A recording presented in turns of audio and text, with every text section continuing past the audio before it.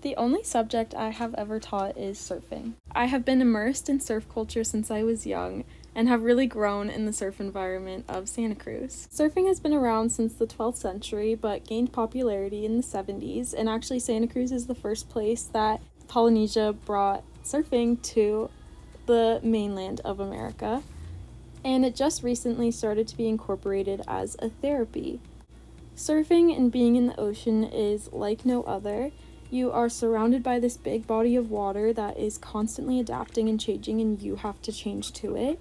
It is constantly evolving, and you will fall down and have to just get back up. I have been surfing since I was very young. This is me and my dad. Obviously, I just won my first surf contest.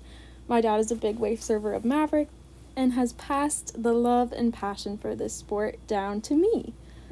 This is me surfing, and I also teach surfing at UC Santa Cruz. I teach surfing through the Adventure Rec department, where we have a 4-week course that gives students the opportunity to go surfing and be immersed in the Santa Cruz surf culture. I also started a surf club at my high school, and it was just 10 blocks from the beach, but there wasn't one.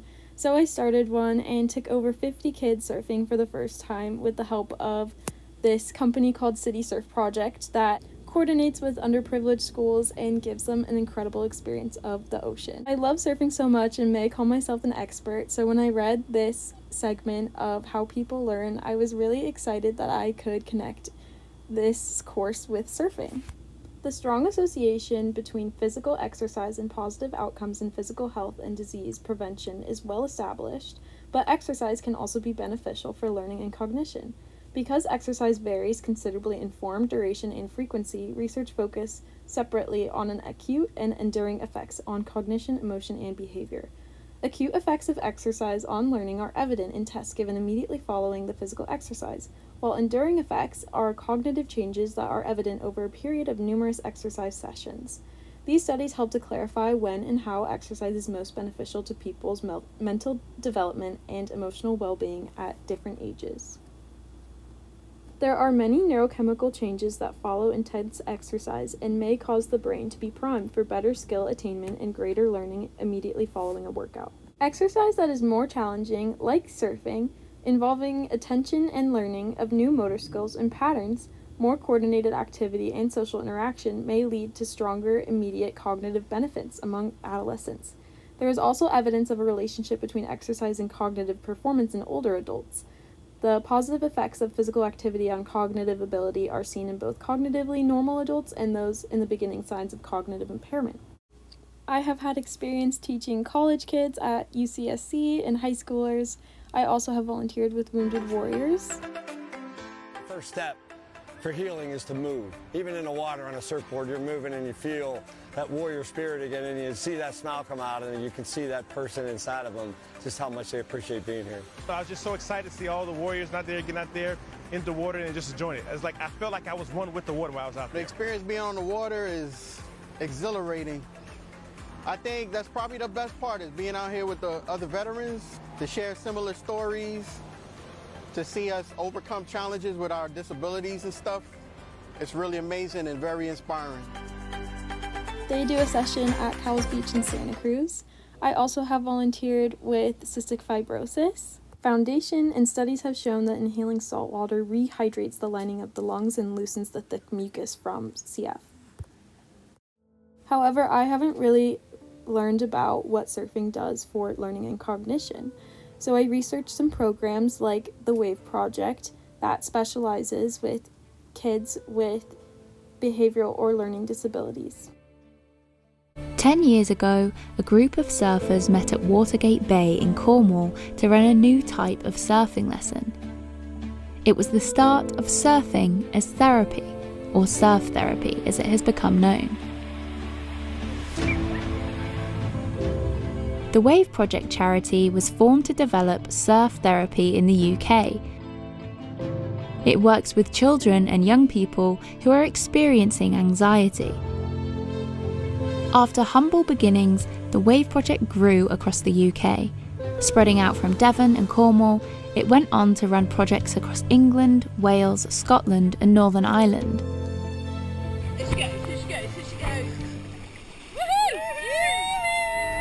Well, the first day went to the Wave project. I was quite fragile, I was quite scared, but as soon as I set foot into the water, I'd say it's the first time I properly felt positive, and it's the first time I could be myself. From the moment I put my wetsuit on, I just look at the sea and just think the ocean's a classroom and I'm just going to learn something new today. And you go in and you surf a couple of waves and you can just forget about everything. I feel useful, like I have a purpose. Obviously, I feel slightly cooler because I can say I surf. I don't think there's a word that's been created yet that can describe how happy I am. But to summarise it all up, I'd just say, if I didn't surf with the Wave project, I think my life wouldn't be half as good as it is now.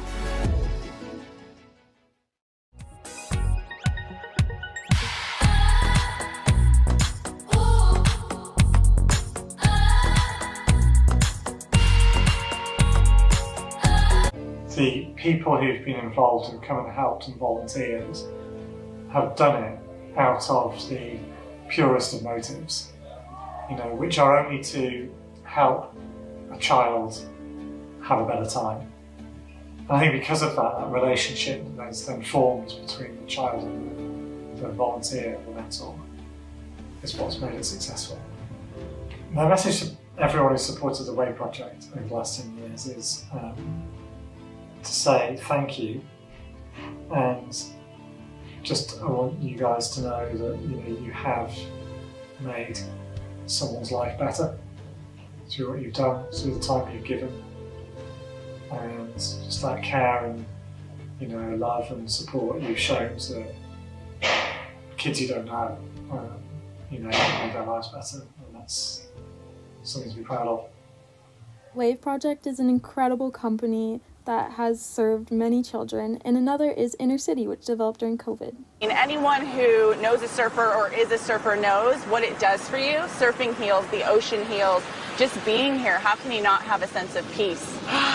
Right. I can breathe so much better here. I couldn't help but continue to think about those kids. Like you said, I grew up in foster care, and I remember what that was like, and I needed outlets, and if it had not been for my community centers or churches or sports teams, it would have been an even more challenging time. And I just kept thinking about all those kids in the cities. I was one of them, so I know, and I just wanted to bring them here and give them an opportunity to experience something and get out of their homes in a safe, COVID-friendly way and get into the sun. We didn't have this, and I can't help but think, if we can give more people exposure to things that are healthy for their minds and bodies, maybe we can help them heal. And the pandemic, if you hadn't experienced depression in any way prior to, most likely you understand now what it feels like. Everyone has been struggling. So, to give people an opportunity to do something that's good for themselves and healing is so important. I found a research study that researched the positive effects of surfing on children with disabilities.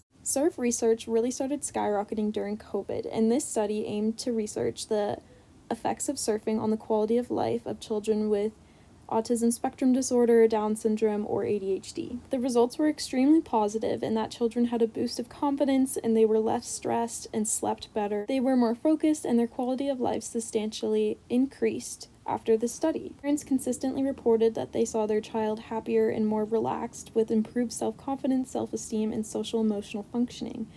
Many effects transferred into their child's daily life, which they were more prone to undertake new activities, overcome their insecurities, face new fears, and become more independent and self-reliant. It has been an incredible healing experience for so many kids, including Pearl. They say the sea is good for the body and soul, and for children like Pearl, surfing is making all the difference.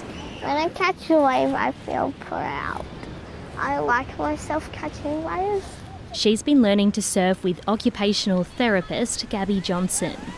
Surf therapy is using the ocean and using the adventure of surfing to be able to facilitate positive therapy outcomes. Gabby started offering surf as therapy for children with a disability or neurodiversity a few years ago. I guess lots of kids needed to have therapy more in a community-based setting and at the beach as well. So I just wanted to be able to fill that gap and provide a service that did that. Okay, ready? 1. It's been transformative for Pearl and her family. One of the traits of being autistic, tippy-toe walking. So not only does surf therapy help with emotional regulation and so many other things, it also helps with balance and strength and coordination. In a community that revolves around the ocean, Gabby's program is making sure everyone is safe and included. It's really special for us to be together at the beach as a family watching Pearl surf.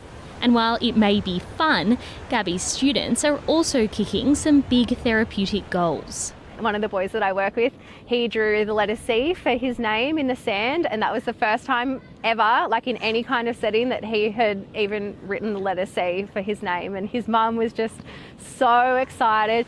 Pearl and Gabby's other students all know when the surf's up, life is too. Yeah, it's easy.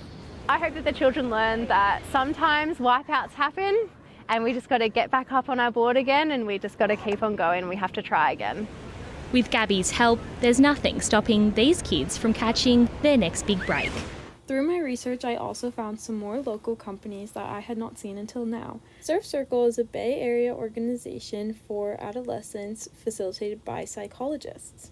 They do group sharing circles before and after sessions, which reminded me a lot of the restorative circles we watched in lecture. This is a wonderful organization that works with students that are struggling with depression, anxiety, self-isolation, and trauma. And Surf Therapy Santa Cruz is partnered with another surf company in Santa Cruz that helps facilitate ocean therapy. In surfing in both San Francisco and Santa Cruz, there is such a rich history of surfing in Santa Cruz. This is one of the Hawaiian princes at the infamous Steamer Lane that is right next to the Santa Cruz Boardwalk, and you can overlook the beautiful scenery and see a lot of cool nature, including the special otter that was stealing surfboards. Surfing is an incredibly inclusive community, and you can come and visit Steamer Lane and the Surfing Museum. Surfing culture is extremely rich and invites a community that is very inclusive to come together and enjoy the wonderful Mother Nature. Just walking in this area, you can feel the love and passion of the sport. I wanted to end this video with my favorite book called Blue Mind by Wallace J. Nichols, that is the surprising science that shows that being near, in, or underwater is extremely helpful and has many health benefits. The best way to understand Blue Mind is to start with what he calls Red Mind, and that is our new normal where we're stressed, anxious, and falling behind in many aspects of our life. We're distracted and we got this big technology everywhere we look. We dive into a melee of input of sensory overload, and it takes a toll on us. And water fills light, the sound, the air, and my mind.